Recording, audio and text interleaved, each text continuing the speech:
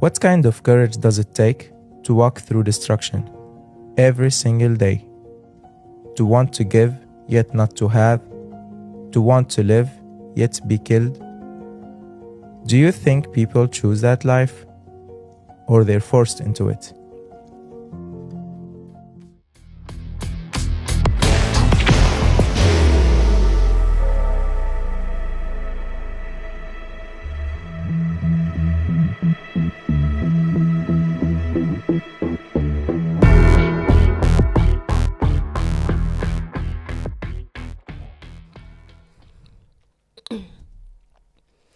Welcome back to Fractured. Syria has been going through major changes in the last few months. Ever since Bashar al-Assad fled to Russia, many European countries decided to suspend asylum procedures for Syrians. And we very much wanted to discuss this issue, but we also wanted to shed some light on the situation on the ground in Syria. And by lucky coincidence, a friend, Abdulazez Dukhan, just returned from Syria. Abdulazez is a photographer. He's a creator of Through Refugees' Eyes, On Narratives. You're also a member of Syrian Students' Assembly in Belgium, where you currently live. Did I miss something? I think it's just last year's. It was important to be part of different things. So I think you just said it perfectly. I just joined lately the Syrian committee, so it's been just a few days ago. So representing Syrians in Belgium. I think I'm glad, but still it's big responsibilities. Abdulaziz, you supported us on Lesbos. You taught with us photography. Back then it was, I think, 2018. But we actually met a year before in 2017 here in Athens. And this was probably not very long after you left Syria. And if it's not too emotional, I would like to ask you to go back to this time when you, as an extremely young person, had to flee with your family. What was the situation like back then in Syria? What were those moments for you when you decided to leave? So I left Syria indeed in 2014. By the end of 2014 was the time I've left Syria after 3 years of the revolution, more or less, after actually more than 3 years. I was displaced inside Syria. I was 13 years old when the revolution had started. I was very excited, participating in some of the protests, hidden from my family, trying to live actually what's the situation. There was so much emotions back then, so I think everyone was in that condition. Then I was displaced from my city, from Homs, the first time from our city. We live in the center of in the city itself. About 3 to 4 months was the time we've been displaced from the city. We were the last in our building who decided to leave. We were one of the very last from our neighborhood who decided to leave. The situation was very dangerous. People were leaving, but still, I think for many Syrians, especially for us, because I know how hard it was to decide to leave for the first time. It was not a decision. It was not a choice. It was not like we were always pushing, like, no, we'll stay, but the situation is dangerous. It was harder to get out. And so it was the very last thing we did. It was very painful to see a lot of people leaving the country, leaving the city, a lot of people leaving our neighborhood, less and less people we know, barely knowing no one. Then we decided to leave for the first time. So we've left then the city. We left Homs to the countryside, where my parents are originally from, somewhere in the desert. Honestly, it's in the middle of the desert, in a place called the Qaryatain. So I lived there for 3 years. Then after the revolution, we're living there. We're again displaced multiple times from there to other areas, back and forth until we were very tired. Left the first time to Jordan, but there were a lot of people actually going to Jordan. We were refused, rejected, went back. Left the second time to Turkey. We got inside finally. I lived in Turkey for a year and a half. I'm just giving you the quick overview. I lived in Turkey for a year and a half before deciding again to leave Turkey, heading to Europe. Again, lots of refugees in Turkey, a lot. It was like 4.5 million. So it was the moment we've decided again to leave. And this is when when we met. I was in Greece then for about 6 months to 8 months in a refugee camp where I stayed, lived, and was forced, apparently. So I lived there, and then I moved from Thessaloniki to Athens. I lived in Athens for like 6 months before being able to leave Greece with my family with the relocation program. Again, we were among the lucky ones who arrived in Greece when the borders was shut. So we were able to register at that relocation program with some organizations when a lot of people could not after that. I remember how much we were criticizing this relocation program because, like you were, as you said, one of the lucky ones, considered, I think, because of your father's illness, if I remember, as a vulnerable group, and relocated safely to Belgium, like something that is basically not happening anymore. So if we were criticizing it back then in 2016, 2017, what shall we say about the situation right now?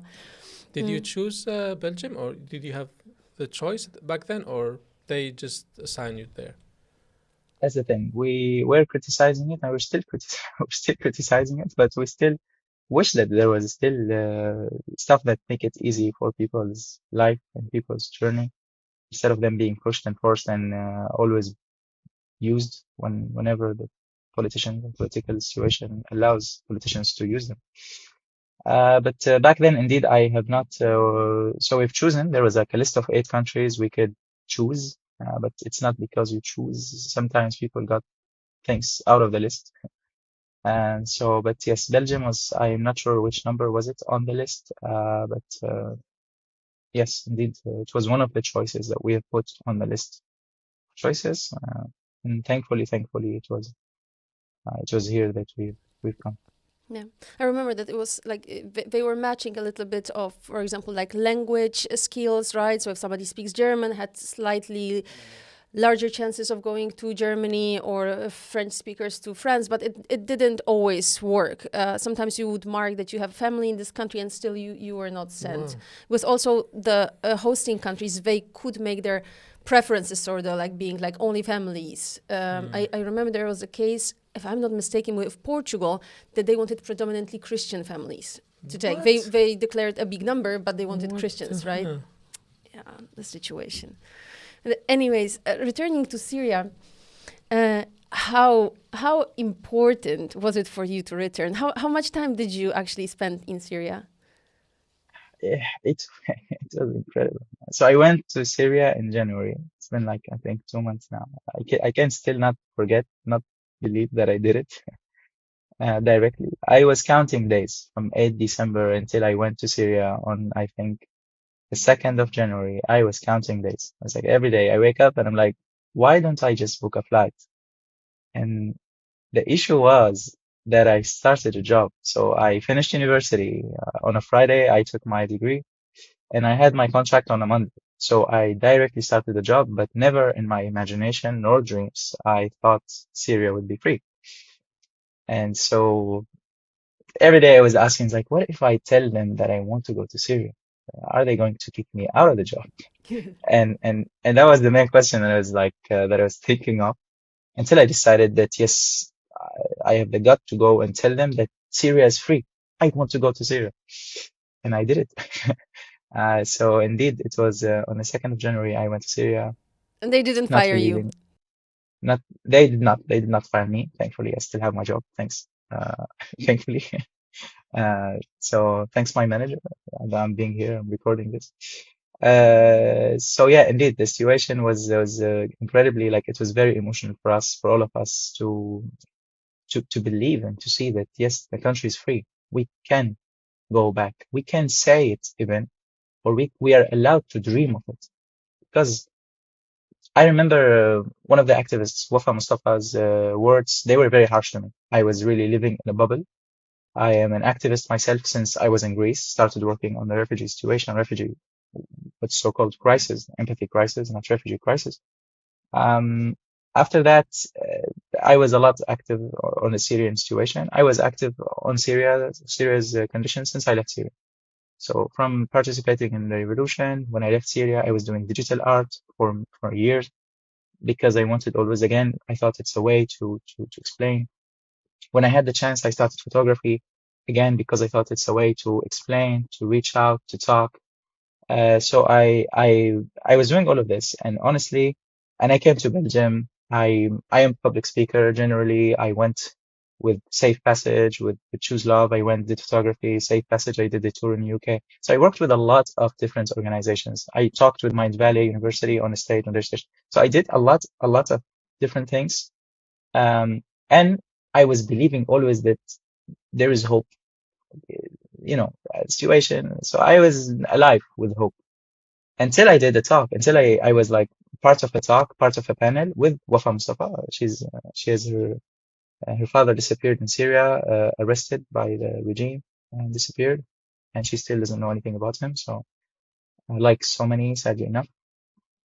So her words were like they shocked me because she said something like, "Yes, we're working, we're doing all what we can, and we're working very hard, being activists and working, but I don't think we will be the generation who's witnessing freedom, witnessing any type of freedom. It might be our grandchildren, children or grandchildren." And to me, like that was a hit because I was always trying to believe that somewhere, somehow, in some moment, we will witness, we will be. And I knew I was lying on myself. And I know a lot of people today, they do it because you want to stay alive. You want to have hope that there is a slightly chance that a change is going to happen. Because otherwise, you don't have a motivation. If you don't have motivation, you give up. You just sit at home and you say nothing to them. So yes, indeed, it was very tough. I could not really believe it easily. So when I booked my flight to Syria, I was flying before I went there, before I had to fly there. Um, and then I went to Syria. I went to Jordan. I got to the borders. It was insane.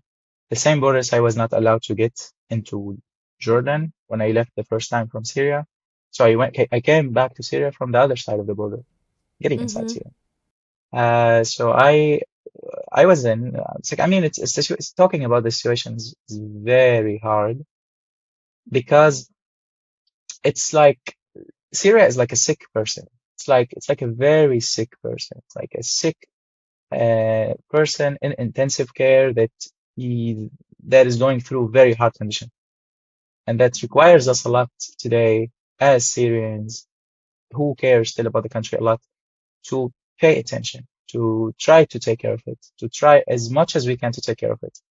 And I think it's an accurate example because yes, it's a condition like we see it a lot of ups and downs, a lot of things are happening, a lot of care that we have to push, a lot of awareness we have to always try to be working on.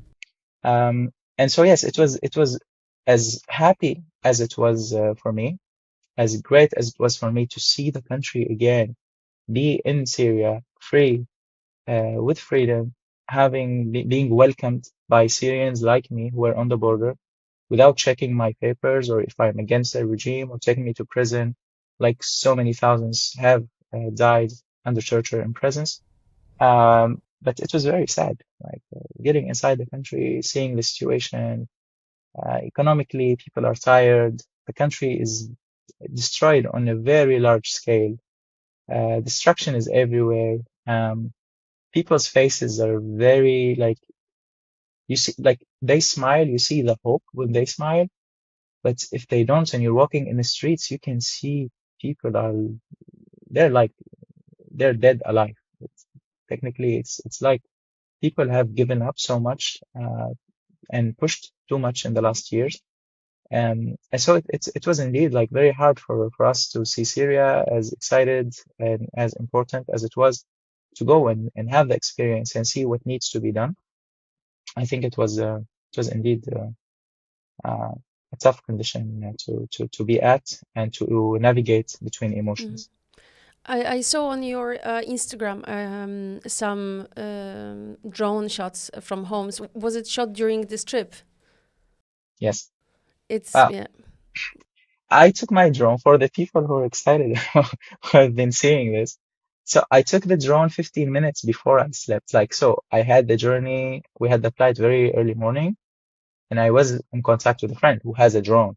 Mm-hmm. And my brother was telling me it's hard to use it. It's not easy.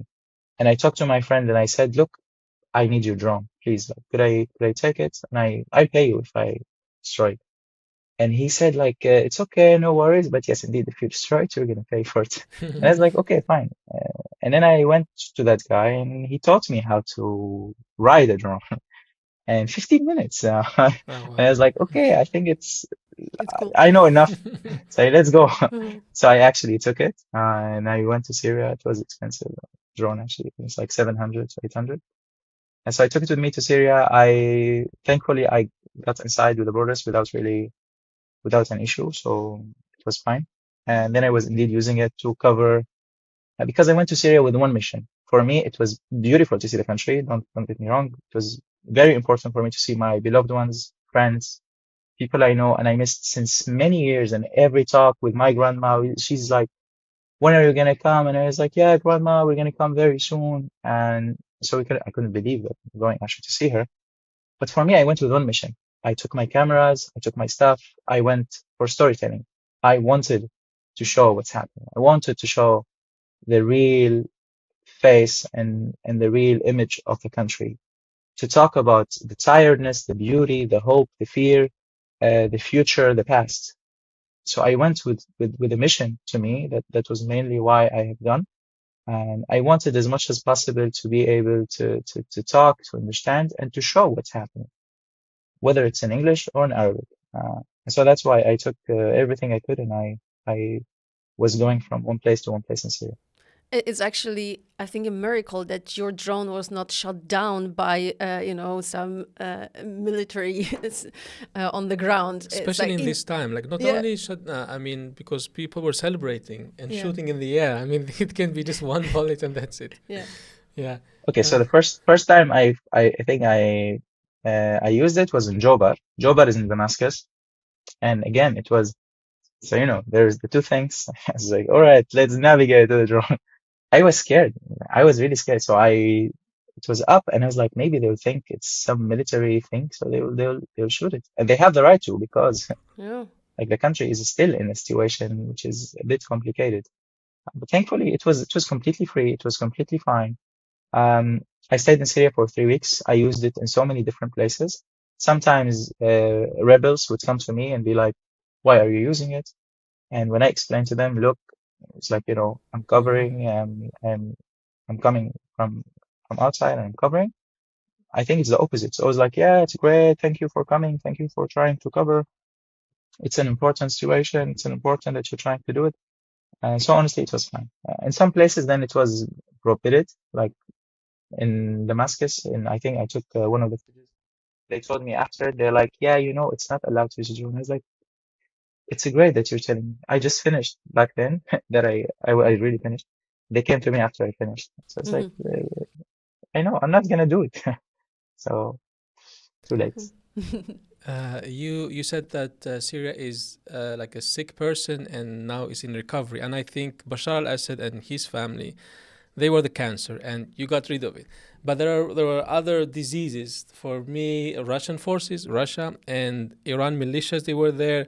And after the fall of Bashar, they left.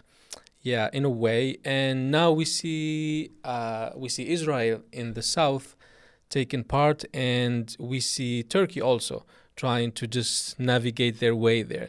The last time I was watching the news that Turkey announced that they're going to take over, I think, one of the airports that Russia was using, and then after 2 hours, they were struck by Israeli air forces. So how do you see this security landscape changing in Syria, and where is it going? Syria, it's honestly sad. Like, I think for me, it's quite sad. Like the country, geopolitics, geopolitics is a tough situation. Like sometimes it puts you in a location that is very hard. And Syria, it's like for some people they say it's simple, it's okay, like it's because Israel and this side and that side. It's very complicated. It's like we've been the land where big countries have been fighting. You could see then the allies with America, you could see with the United States, and you could see Russia, and you could see Iran militias. trying to fight Israel from Syria because they think this is the great way. And Israel on the other side, it's in the south of Syria. You could see Turkey, and you could see militias from Iraq, and it's militias from Afghanistan, militias from Pakistan who came with Iranian militias being paid. Syria, it's very complicated condition. Like in Syria, I think navigating today for Syrians, trying to navigate between all of this, when Syria is already weak, when Syria has been already pushed by the government, pushed for ignorance, pushed for not educating people, and pushed also for trying as much as possible to create more sects, like more division, more fear of each other. And this has been going on for 50 years. And it's not today or tomorrow or yesterday. It's not even for the past 14 years, although it was the peak. But this was even before. It's a big brother watching regime, kind of. So you're always watched. You're always pushed to the edge. So I think, yes, it's very complicated today for Syria and for Syrians to navigate. And for the current transitional government, I think it's really hard. It's really, really hard mission. When in the meantime, we're talking about very tough economic, tired people, already a lot of like already the situation or security situation is not really also the best. It still requires a lot. We're talking about so many different groups who are fighting with the on the rebels side, who are fighting all. And sorry, but again, you cannot fight if you don't have guns. If you have guns, you have to make negotiations with some countries, or whether with some groups, or whether with something. So we're talking about a very complicated condition today, and Syrians are trying their best today to navigate out of it. And why I'm saying Syrians and not the transitional government, I don't still like. I think Syrians, they are the currency that Syria have. And Syrians everywhere today are working, not because they are it's not because they're supportive of some transitional government. Although, yes, they're doing their best, but it's not because of this. And I'm not a fan of just showing this. I think Syrians work because they like Syria, because they love Syria. They love the country. They hated the previous regime. This is why a lot of us today, we're working day and night with whatever we can, with whatever is within our reach to build the country, to build part of it, to push for education, to push for awareness, to try to cover, to try to show what's happening, because we believe in the country. We believe in actually the fact that a lot of kids have lost many years, and a lot of people have lost many years trying to navigate through all the destruction and all the killing. And so we are trying to give the country back a chance. When, as you said, we're still facing so big powers. We're still facing sanctions. We're still facing Israel is like every other day bombing Syria and thinking it's again, it's geopolitics. Syria, it's sadly enough, it's geopolitics has not been helping us. Uh, and Israel is, I can't say it enough, but I just, I just hate them. I just hate their mentality. I hate their occupation. I hate their way of saying we're the only democracy. They're not the only stupid democracy in the region. There was a democracy before in Egypt. They were part of killing that democracy. There is democracy today. We are pushing at least as hard as we can for democracy in Syria, and they're trying not to do it because they know very well that any democracy in the region, there will be the first enemy, not because of the religion, not only because actually the religion fight, but because their occupation. They're killing, they're extending in the region, they're cocky, they're always thinking that, and it's just military. It's nothing but military. It's nothing but US's money. Sorry for going long No, through the no, take question. your It's time. just No worries. I it's mean, it complicated. is for sure super emotional for you after returning and like being there and then returning. Moving a little bit from the external situation, what, in your opinion, will be the largest challenge inside the country? Because after such a long, 14 years long war, almost everything, if not really everything, requires fixing, right? From what you saw on the ground, what will be the most challenging one? There's way too many challenges. It's you've said it already. It's like this is the issue now, honestly. We're running between issues. We're running between things. We're trying to fix the people's way of thinking about each other and fearing each other, and suddenly you find there is a problem with education. You go to education, you suddenly find a problem with economic. You go to economic, you try to build up some political engagement still in Syria, as Syria today, and as Syrians trying to push for this. You try to build some political situation. You find an issue actually that have happened between the different groups in Syria. You go back to solve this. You find Israel has bombed Syria. You go to find again a negotiation with the and to talk actually and find some negotiations with the United Nations because they're supposed to do their work, and you again find another issue. It's just we're running between issues.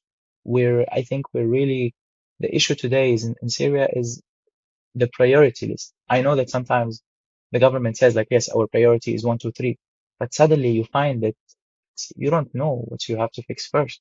And I think there's a lot of there's like, of course there's priorities. There's never not a priority, but because there's always changing. And we know still, again, some countries in the region, it's not for their benefit for Syria to finally settle down. But yes, indeed, I think one of the biggest challenge today is the guns. It's like weapons. For 14 years, Hmm. Syria has been, it's a war zone. It's like, it's not just a war zone. It's a war zone with a lot of international groups, international interests, international countries that has been fighting in Syria. People had guns because they had to protect themselves. I am a big fan of when we talk about the revolution, it started peacefully, but when the government has never really tried to give a hand to the people and say, we understand your fear. Of course, this is when the situation went from peace to guns. People protected themselves, but with that, guns were everywhere. Weapons were everywhere. Today, it's a big problem because some people have, even if they have more weapons, and you say like, yes, we want you to give your weapon, and they give one weapon while they have 10 at home. Oh yeah. How do you know? What's the deal?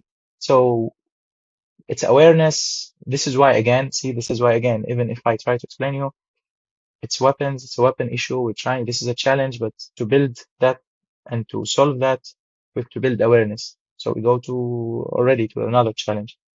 So we have to build awareness. So I think one of the main things, honestly, today is literally weapons being like being here and there, awareness and like ease, trying to make people just understand that this is a country for everyone, and it doesn't have to be, it's like it doesn't have to be. There are a lot of Syrians who paid the price, and I think we start from understanding today.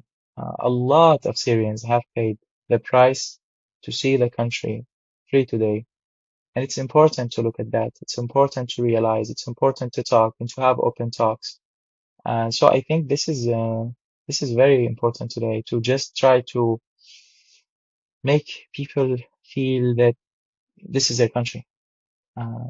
Belongs to everyone and it has to be built by everyone. Uh, so yeah. Okay. Abdulaziz, you mentioned that one of the issues that Syria now is facing is a lot of weapons there, and I think most of them are in the Kurdish areas where the Kurdish forces, the SDF, Syrian Democratic Forces, there have been a lot of talks between the transitional government and the SDF, and people are positive, but there has nothing concrete has come out of those meetings. And because the Kurds there, or at least the one they're representing them, they want like a federal kind of government. So what do you see, how do you see these meetings are going, and what is it going, and what will happen if the transitional government reject their offer?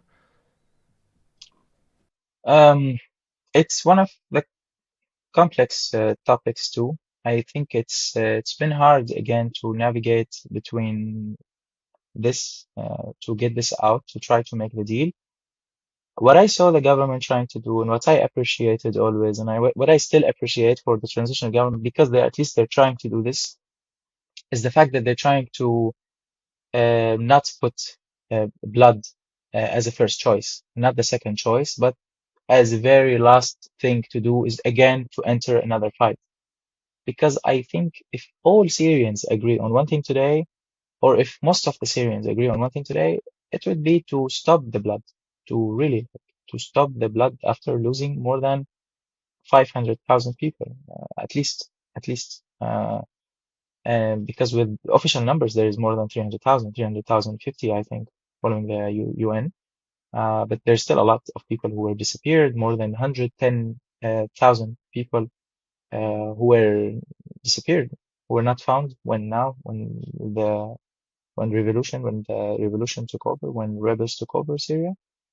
So the Kurdish situation is not really easy to solve because again, there in some areas, some of it is indeed like with majority of Kurdish people.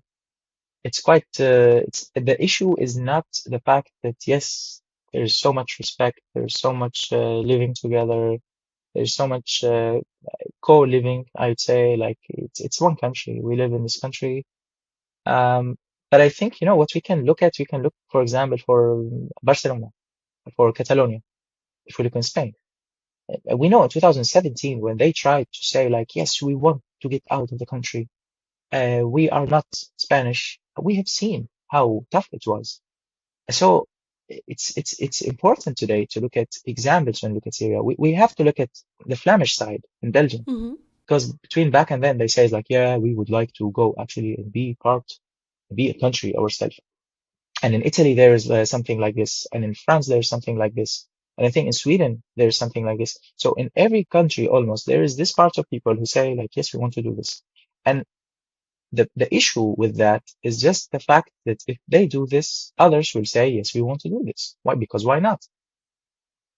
It's like, yeah, everyone will be then pushing for this. And so I don't think there is an issue now with like saying that there is mutual respect for everyone, but I think Syria is one country. Syria is one land. It will not be different. I don't think any I would speak for myself actually for this part, but I think it's important like that Syria is Syria. Syria is like the known Syrian map. It's not changing because of there is lots of respect for all languages, for all ethnicities, for all people of all different backgrounds. This is what you're pushing for. This is what you're trying to say. But there's one central government. So yeah, I think it's been a tough condition to navigate. They do have weapons. It's back and forth. They have done some like with weapons, there has been some issues in the past years, and we're not talking about now because now the rebels has taken over, but we're talking about the previous years to now, when when the rebels were very weak. Seen a lot of issues, a lot of taking their areas. From the other side, yes, we've seen also issues. So I think we have to be fair, and I think this is what I try to say. I'm not here, part of me, I'm not here to say the things that people like to hear because I don't care, honestly, if they like it or not. I'm here to say what's reality. The fact that there has been issues happening from what's called like one of the groups that is counted on the revolution, was been supported by Turkey. There has been some issues. They have been doing some stuff in Afrin and areas were controlled by Kurdish. And there's so much issues done by the SDF, so-called Syrian Democratic Forces, who have done crazy things, all documented. Everything has been documented. It's not like we're living in a world where there's no cameras and there's no videos and there's no documentation. So some people still, and I think this is absolutely insane when people still deny, although like there is evidences. It's like, dude, please just look at the evidence. Don't you see it? And it's important today when we talk about Syria, when we talk about the situation, when we talk about crimes done, it's important to talk about all crimes.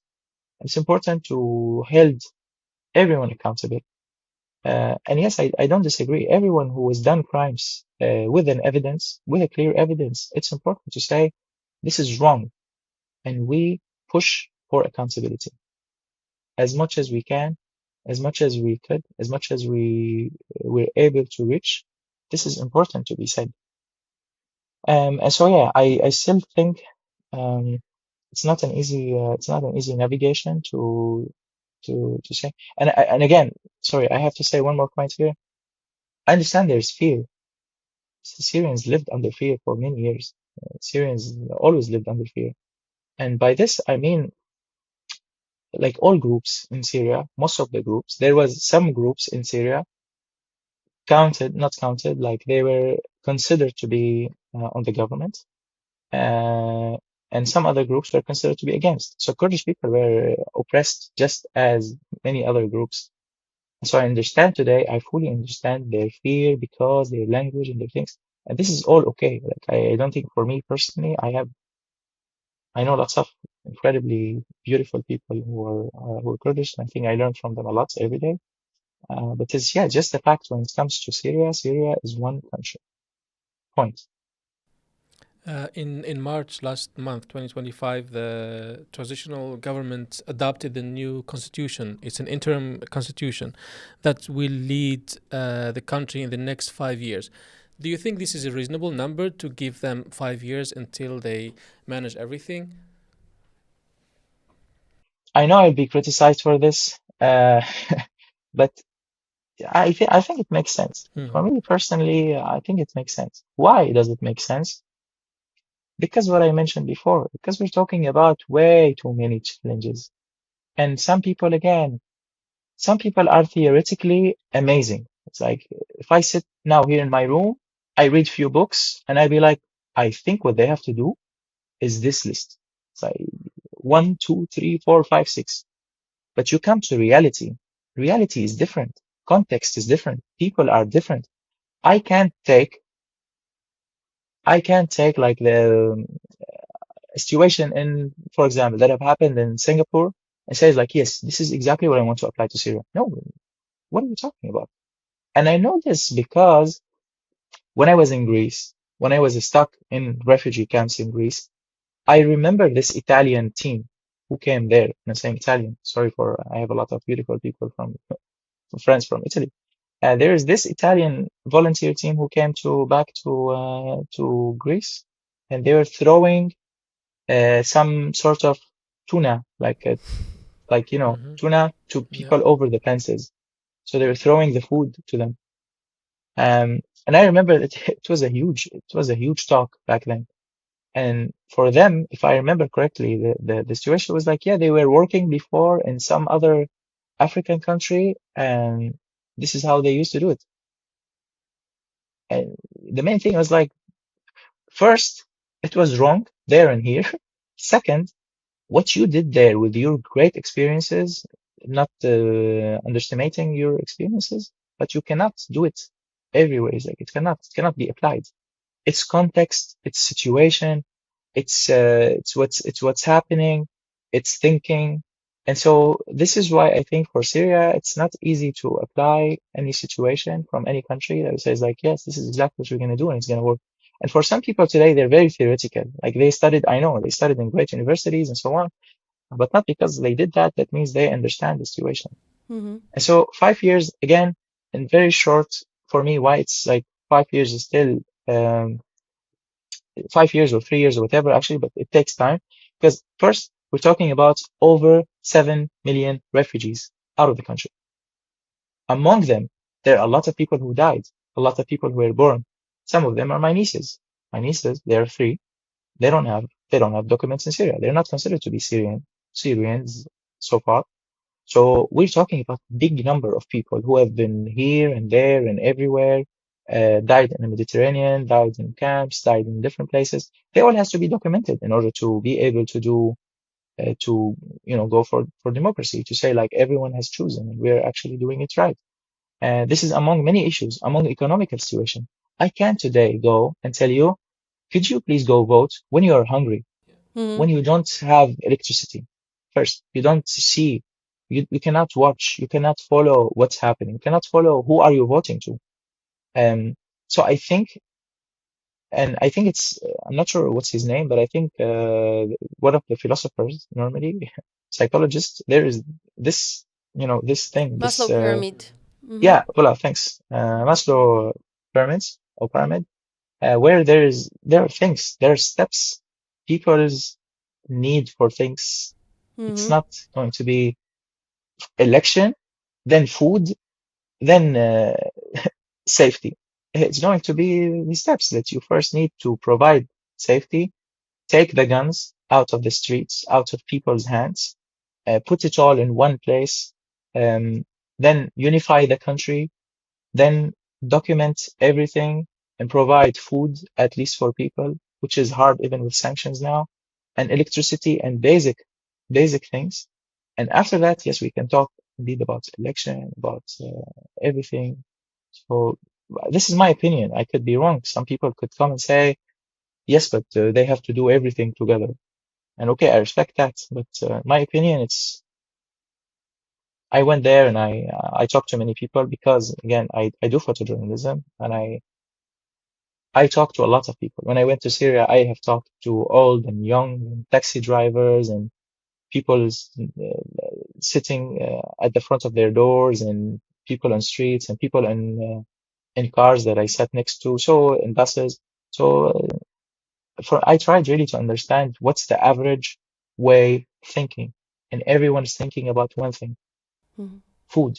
We just want to live okay. We just want few hours of electricity, and it's sad. I swear. Like I was never, I felt never sad. Actually, more sad than the moment that someone said, and it was like 2 hours or 3 hours per of electricity per day. People are using something they charge, and then there's bare light. There's barely light when there's the like at night. And I visited my uncle, and my uncle said literally, and I was really, it was very tough, like very tough moment for me. But it's like he's literally said like, look, if there's like 5 hours of electricity at the day, who cares about more than that? People are not thinking far. And I think this is the differences between people inside the country, people outside. People are just thinking about they're tired. They just want the very basic things. They just want to live like people live. Um, and they accept the bare minimum, although we don't accept it to them. We're pushing for dignity, for people to have their dignity back, for not just for, not just to live on the edge of the world. So this is what we're trying to do. We're trying to advance. We're trying to say and to push for a country that respects people and give them their dignity back. Yeah. Abdulaziz, everything you're saying about the situation on the ground also leads us to this obvious conclusion that civil society organizations, they will have also a big power in rebuilding the country, right? What, if any, of those organizations survived in Syria? And on the other hand, the organizations that are right now abroad, for example, your Students' Assembly, how are you plan to engage in bringing the change to Syria, rebuilding the country, bringing democracy and stability? I think it's an important question. Thank you for it. There's one thing to say here. I think we always say it sometimes in Arabic, but we don't often say it in English, just to clarify and explain something. But in Syria, I think Syrians are great at succeeding individually, normally. You find a lot of Syrians working in big companies, big tech companies, and going into very high positions.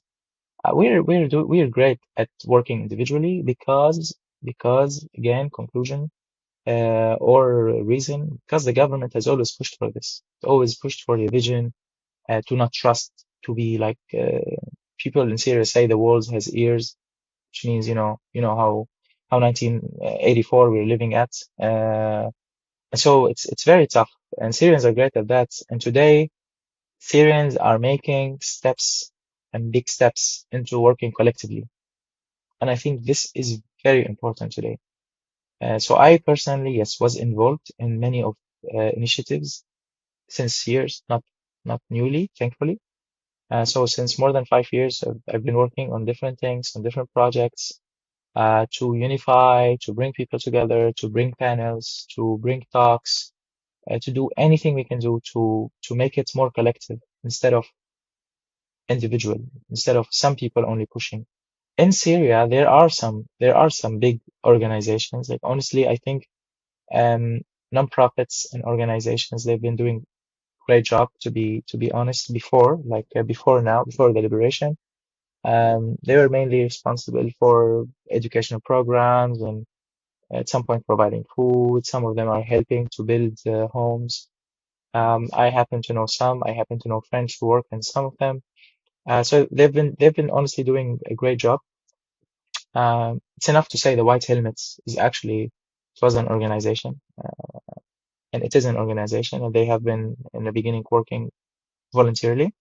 Uh, it's one of the most beautiful examples actually that I can directly think of, because again, I happen to know some of the people who work for them and with them, and it's really, really important. So I think today, yes, civil society should be built on the side at the same time as everything is being built. And it's very important today for people to keep pushing for this. Again, I personally today I'm working under some umbrellas to bring effort together, bring people together, bring expertise together, um, push for creativity, push for solutions, try to do them. So make things collective.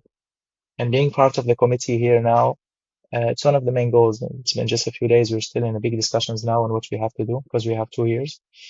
So we've been thinking a lot. Still, we're in Europe. We're in the capital of Europe, honestly. So we're thinking again, how can we bring the collective work not only from here to Syria, but from Europe to Syria, so from Europe to Belgium, since we are around the headquarters. See, it's useful. We're around the headquarters of European Commission. So maybe it's on us. But this is the important thing that I find in Syrians always. We don't give up. We try, we fail, we try again. We fail, we try again. Honestly, this has been my life since since 7, 8 years. So lots of failures, but lots of learning, lots of avoiding, lots of trying new things, and we will get there. I have no doubt. But we just need to keep working, keep trying, and there's going to be a reward in the end. Very short follow-up question. You mentioned you spoke with so many people there on the ground. How's the freedom of speech right now in Syria? Is it really fully open at this moment ever since Bashar al-Assad fled? People in Syria can't believe that they're free to say what they want. And it's incredible. Like people, they look at sometimes they start talking, and they think, they're like, is it for real that I'm talking? Like, I'm not scared that I will be. So Syria today, I think it's one of the most free countries in our region. I'm very, very proud of that. And I'm very thankful for that because this is what we wanted. And it's not, again, there's a big differences between the freedom and between, of course, attacking and talking about people in bad and saying bad things. These are two different topics. But the freedom to say and to disagree clearly, loudly, and say, I disagree, exists there. And everyone today is using it. Everyone's talking about politics, which again didn't even, like, even the political students and political doctors and PhDs and so on and so forth, they were not able to talk about. There is a limit, and the limit is the government. Talk about whatever you want, but once you get to that limit, no. And today it's incredible. People are getting used to it. But as I told you in the priority list, people are still not very aware of it because they're busy looking for food insecurity and other things.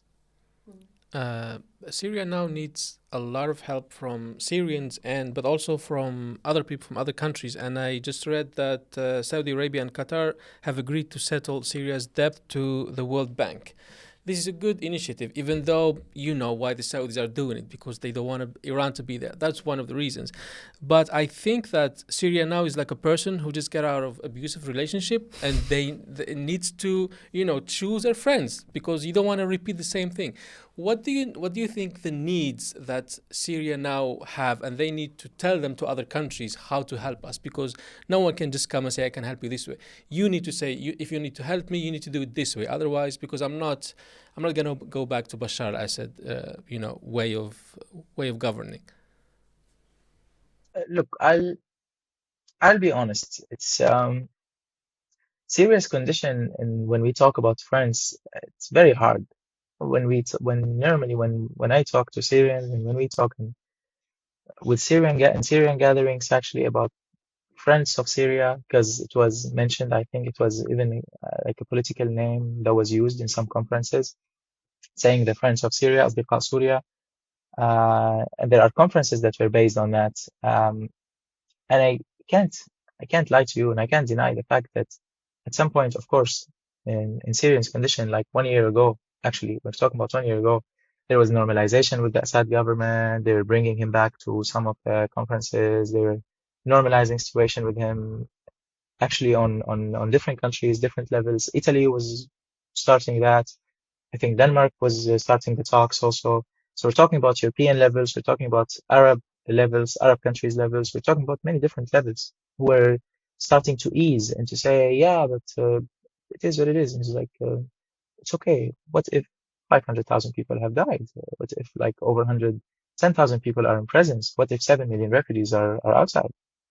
And so, when I talk about France, I think it's an issue. We cannot deny that it's tough for us, but we live in a world that is led and that is controlled by people's interests and people's goals and people's actually mainly by countries' interests actually. And so yes, today indeed Syria again is navigating between very dangerous between very dangerous roads, because if they if they tend, or if they move one step closer to the US, that means they're against Russia. They move one step to Russia, that means they're against the US. They move one step to Turkey, that means they're against the US and Russia. They move one step to Saudi, Turkey might think twice. If they move one step towards Saudi, Qatar might think twice. So I don't think, honestly, anyone today wants in honest opinion to be in the position of the transitional government, because you're on the road of trying to navigate between lots of things. You have to be very smart, you have to think a lot to make one decision, and to know exactly how can you be in between, how can you save the country and say that we do not belong, we do not follow any country. We take decision by us, by ourselves. And I hope this is actually what's happening, because I still see it. I saw actually last week, and I was happy. Honestly, I was really happy for it. I saw that they prevented Turkish one of the Turkish um, airplanes to go in Syria, to go into Damascus airport, until Turkey accepts Syrians airplanes to be in Turkey. Again, we're talking about civilians airplanes. It's beautiful. It's great. It's not just beautiful, because we're used to be uh, under the control of the criminal Assad's government, who used to accept anything coming from Iran or many actually countries, just because they help they support him by guns to kill their own people. And so it was beautiful, because this is what we want. We want Syria to not be a follower of any country. Syria to be independent, take decisions independently.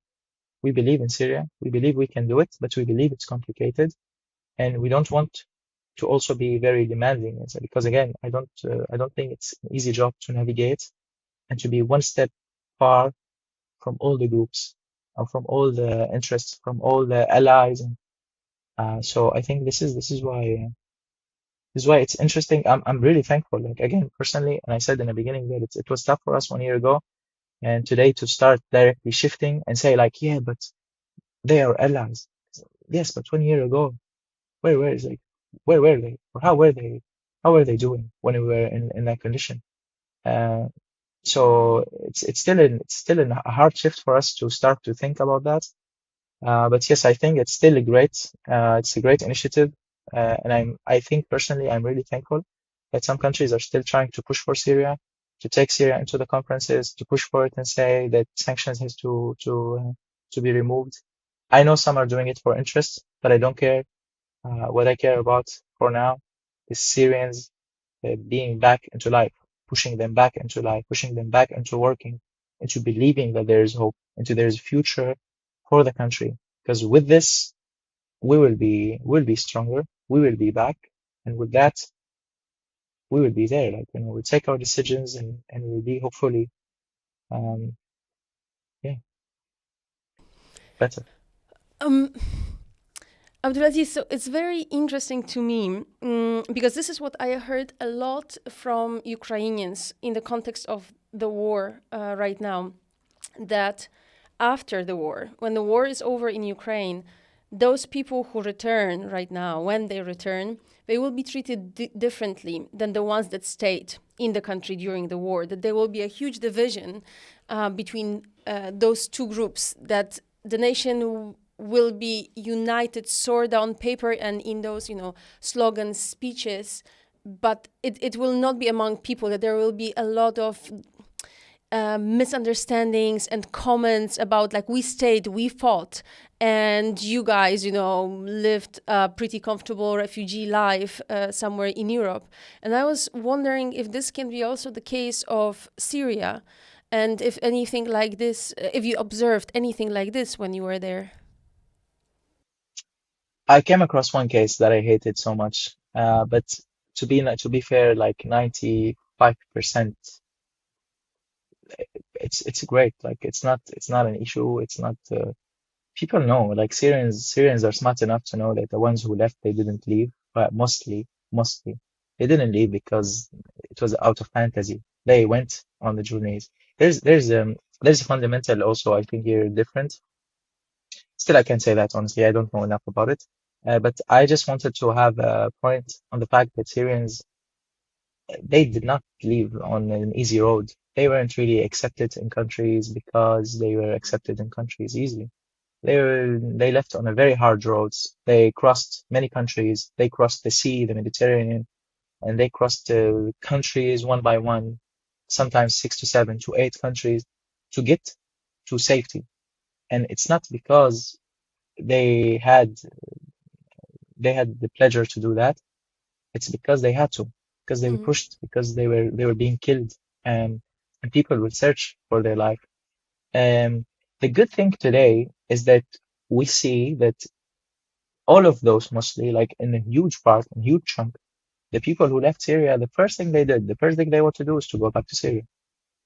And if this says something, it says that those people, all of us, it's not that we left because it was a choice. It was a matter of leaving. Today, it's a matter of learning, whether today I'm speaking with you in a language that it's not my mother language anyway, but it's a matter of learning things and providing it and giving it back. And I think this is one of the great things that happened to Syria, because today there are Syrians in Belgium and in Germany and in France and in Denmark and in Poland and in UK and in the US and in Canada and in China and in Japan. We see it's incredible today to look where Syrians are. Every few months, there is a big successful story of a Syrian, like the chocolate person, business in Canada, who has met the prime minister there, or in the US, or somewhere in Asia. So I think this is all, it's enriching the country, but we need a system, Yeah. because we need today a system to bring back their experiences, to push for development in the country. Once it's more stable, I believe this is going to be one of the best things that happened. But going to the fact that there is division, I'll tell you the story normally, what I witnessed and what I've seen. There are different groups. Syria is not just the Syrians who left, the Syrians who stayed. Because remember, the Syrians who stayed, they were also two. And it's the Syrians who stayed under the government control and the Syrians who left to the northern of Syria, to the rebels controlled area. The main issue is between those two groups in Syria. It's not people who left Syria fully. They're considered on the rebels. They're considered to left because they did not want to serve with the government. They did not want to kill any Syrian. They did not want to live under oppressed government, oppressing their brothers and sisters and killing them. So this is why mainly they have left. They left their homes, they left their businesses, they left their money, they left everything behind, and they went. They had whatever they could to live away from being part of the killing machine. But the issue is actually that I witnessed more is between the two groups, the one that stayed inside the governmental areas and the ones who are in northwest Syria, who stayed there. And this is where where I witnessed some of the conversations that were going on about like, yes, that you stayed, and so now,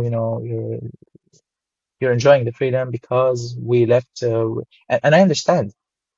One key thing today in Syria for the government, for the organizations, for everyone who's smart enough and who's an activist and who's trying to solve problems is to listen, is to understand in depth and in details of why people differentiate, of why people are living fear, why are they living also in trying um, to to complain actually, not just to complain, but to also to try to fill the gap of the last years. Because we're talking about people who lost their studies, who did not study, who lost many years today. We're talking about 14 years.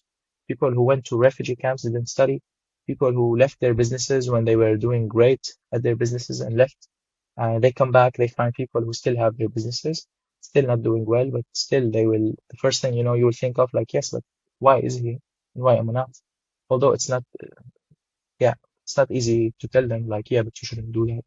And I don't think it works like this. You have still to listen and to try to make it better. So this is the main issue that I've seen in Syria. I have witnessed one situation also when it was said to one friend, she's from the US. She, yeah, actually, she's let's say she's a friend, and she was in Syria. She was back visiting Syria, and I heard some woman who said to her like, "Yes, but you came now when the country was liberated." And it is problematic. But first, I don't know their background, although they were in a city that was controlled by the government already, so they might have been already under the government's control, but they still think that they stayed. They kind of stayed in a country. They didn't leave. But for me, yes, indeed, it was a bit of like an issuing thing to say. But it's you can't. First of all, we can't know so we can't consider that everyone is great at their awareness level and at understanding and thinking and analyzing. It's important today again for Syrians inside Syria. I had the chance to sit here in Belgium, far away from troubles for years, to sit quietly, to think, to process, to analyze, when many people did not have that chance. And it's important to say this. And this is exactly why, yes, I count on all Syrians who left the country on bringing awareness back. And I'm saying this intentionally because a lot of them, they bring fear back, they bring hate back, and they're like, yeah, but they deserve it. This group of people, they deserve what's happening to them because they have. I consider that we had the chance to go to universities, to learn languages, to do things. So our responsibility is larger, and it should be. And honestly, when I went to Syria, when I've seen the situation, when I came back here, when I was more engaged into what's happening here to Syrians, to provide back to Syrians in the country, this is the main thing in my mind. I have more responsibilities than Syrians inside. This is my time to say that I am part of the country, that we are part of this country, and that we have to give back. Uh, we survived when many didn't. We survived when people died in the Mediterranean under the water, no one knowing about them. So it is important for us today to take the steps, to take our responsibility, and to be working. You know what? When I was thinking about this, this was my conclusion as well, that now the responsibility morally, generally responsibility now to rebuild the country is on everybody, but in a way, morally, it is on you, on young people predominantly who had a chance to study, to get this fantastic education, learn languages, get this Western network, work in international companies, and now bring this whole thing back to Syria, where the society is, without any doubt, pretty traumatized after so many years of war, right? So many young people who were there, most of them probably forced to stay, have like almost no education. People will have to either, catch up the whole educational system, or just work really low paying jobs. But you guys, your generation, your colleagues, your peers, your friends, you are the ones who will have a lot to say in rebuilding the country. But also on this note, I was trying to find an relatively exact number of people who returned so far, or people who are planning potentially to return. I was looking for some research, as somebody already asked. I couldn't really find anything. But from what you observed on the ground, you said that your crossing through the border with Jordan was relatively smooth. Were there many people trying to cross? A lot of people honestly return to Syria, but when we talk about it again, it's another complicated topic. I really think Syrian case is a very rare one, just because of the long periods and the complexities of different things. There were a lot of people. A lot of people are going back. It's very funny in Syria now. We know, like, we work in a big network normally online, so suddenly you walk in Damascus and you find someone who lives in Sweden who's visiting Syria. It's like, hey, dude, what are you doing here? So suddenly people are all in Syria from different countries, from the US and Canada and Europe and different countries, who went to Syria and who's going to Syria in this phase, mostly from Jordan, mostly from Turkey, mostly from Lebanon. So it's a country where Syrians also don't live the best life. The countries already have their own issues. So Syrians have been navigating through these issues and through the nationalism that has been rising everywhere in the world crazily. And so yeah, Syrians mostly the one who are returning are from those more specific countries. From Europe, it's harder decision, or from like returning, visiting. Everyone is visiting. I know most of the people I know around me here, they already visited or planning to visit. Um, and it's nice. It's important for me. I honestly always say, yes, go visit, whatever it is, go visit. Because if you go visit, you're spending your money there. If you're spending your money there, it's part of the payment for someone else, for someone there. And for someone there, it's like $10 makes a big difference. Like for us, $10. You go today, you get a shawarma, you pay 15 with a drink. That's boycotted.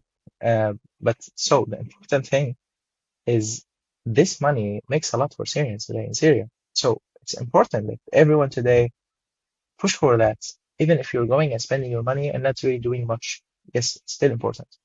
And I always say, like, yes, go, please, just go and see the situation in your eyes, because then it will make it different. But yes, so the returning, definitely, it's still a topic for a lot of people here. Plus, I want to highlight about one important thing, which is the fact that countries has already taken measure from the second day of what's happening in Syria. They've already taken measures to say we paused the asylum processes. Exactly. It's yes, but it took you a lot of longer time to decide anything else. And how come in 2 days you've decided this? So, talking about monopoly here and talking about political power and talking about interests, it's insane. This is what we've said. This is what we've said for years. This is what we pushed for years. This is what I said personally for years. I have always said, look, the issue is with the government. If you were to stop the government from killing their own people, you'll not see us leaving home. You'll not see us in Europe. With all my respect and with all my love to all my friends and all the people I know here, I've learned so much here, and I have so many great friends, and I've learned honestly a lot here. But it's just the fact that yes, if you, for a lot of nationalists today and a lot of political parties and a lot of people who are pushing, it's like, yeah, but why refugees are coming to our countries and taking our jobs? It's been always the case. Like, just push for no guns, push for no making guns, push for more deals to stop the government from the governments in our countries from killing their own people. For years, it's been happening for years before even refugee so-called crisis again came 2016. From 2011 to 2016 there was continuous killing every single day, sometimes 300 people. If you look between 2012 2013, you'll be shocked by every single day 200 to 300 people across all Syria, and every day. And so this is the case. Then in one day when rebels took control back, although they were considering them to be not not right type of rebels they like. Suddenly it was, we pause the procedure. And so what I'm trying to highlight here is a lot of people who paid money, who tried their very hard to come, to arrive, to live safely, to live the safety, to leave again the nationalism hell that's been happening in the region. With all my respect to Turkey, what's happening, but politically it's been very complicated for Syrians to live there. There's been a lot of attacks and a lot of crazy things out of law, out of order happening there. And so it's very important to mention that these people today are lost. They don't know what they have to do. They don't know. Should they go back to Syria, try to rebuild again? They have nothing there. They mostly, they've been so many years out of the country. They spent years to come here and to try to survive, to be in Europe. Some of them spent 5 to 6 years, and suddenly it's just like game over. Start from zero. Start from the beginning. I heard several cases of families that have been split because of this decision of not proceeding Syrian cases anymore. I mean, it's worth saying that it's not that suddenly European governments decided that Syria is safe or is not safe. They just decided to put a pause, right? So we don't know where this is going to go, but given the current political climate, we probably know that it's going to go towards long suspension or calling finally Syria a very fast, a safe country. But for me, the big problem is with this huge drama of many families here that have been split. So as you know, once you turn 18, your case is being treated separately from your family, right? So there may be a family with 3 kids, but the oldest one is already 19, so he or she is being treated separately, and part of the family already got asylum. This one person is still in a camp and now is suspended for unknown amount of time, and this is a huge problem, that even those people did not get the right to be together, to stay together, because they are considered completely separated cases. It's just sad to say it, yet it's true. Like, if you observe Syrian situation, what they've lived in the last 15 years, they have tried every single thing, every way. It's like dying in every way, under bombs and in prisons and leaving and staying, if they stayed, if they left. In every way, you've been seeing them actually dying and tortured. When they left, you talk about this case. I have seen so many different cases like this of people who were rejected from different countries, who spent already 7 to 9 years here and in different countries, and still they're trying their best to actually just to survive. They're not really asking to be living as kings. They're just trying to live peacefully, and it's really insane. And I think maybe this is part of why there's over emotion in Syria. Uh, People went from too much despair, too much crazy, unbelievably situation, normalization with the government that has killed them, and them living in miserable situations all over the globe, to hope, there is a country back, there's hope. They're hoping to return, they're hoping to be back, they're hoping to rebuild, to push and to give their best to the country, to try to bring it back on top in the time that the passport is in the very end of the list. no respect. No one is giving any respect to it, and plus they're always being accused by by groups and by ISIS and by bullshit and nonsense of a lot of things that have happened. And so it's very important that we went to hope. But what's important today for every country, in my opinion, and if they really are friends of Syria, as a lot of them still have the gut to say, if they're truly friends of Syria, uh, they have to make it easy for them, especially in this transitional period. Yes, if you don't accept them, accept their files, whatever, first make it clear to them because they're humans. They deserve to know what's happening to them. Second, make it easy for them to return. Don't push like, yeah, if you want to go, it's not, they're humans. It's insane how inhumane today, and I'm not talking about honestly about just Europe, I'm talking just in general. Like lots of countries, even today we've seen, yeah, there were people in Iraq having hard transition to return to Syria, and in Kurdistan, because they have some debts or something, they weren't able to return to Syria. And same thing for even for Lebanon. There are also still people in the presence of Lebanon because they wanted to go back to Syria. They had some issue and they're put in prisons since months now. Nothing is happening to them. And so it's just have some mercy. Just they have hope. They want to rebuild. They're pushing for it, but just act humanely for once with them and allow them to build their country without stupidly interfering and trying again to push them into a uh, blood path. So just once more, as we see everything happening to Syria from different parties. So that's my hope. Well, that's our hope as well, with all those wishes for peace, fast economic recovery, reconciliation in the country. We have to end this podcast, but we will be so happy to invite you again in a few months to see how the situation has changed, and keeping our fingers crossed. It will be my pleasure. Next time, maybe in Athens. Who Oh, knows? that would be perfect. Thank you Thank you very for having much. me. It's my pleasure. Thank you very much for watching this episode of Fractured. If you have one extra minute, how about you go on our Instagram and have a look at our campaign for the World Press Freedom Day. It was on May 3rd, and it is extremely important for us to keep this podcast going as an independent citizen journalism project. So please take one more minute of your time, go to our Instagram, Refocus Media Labs, and have a look at the campaign. You will highly appreciate that. Thank you very much, and see ya in 1 week.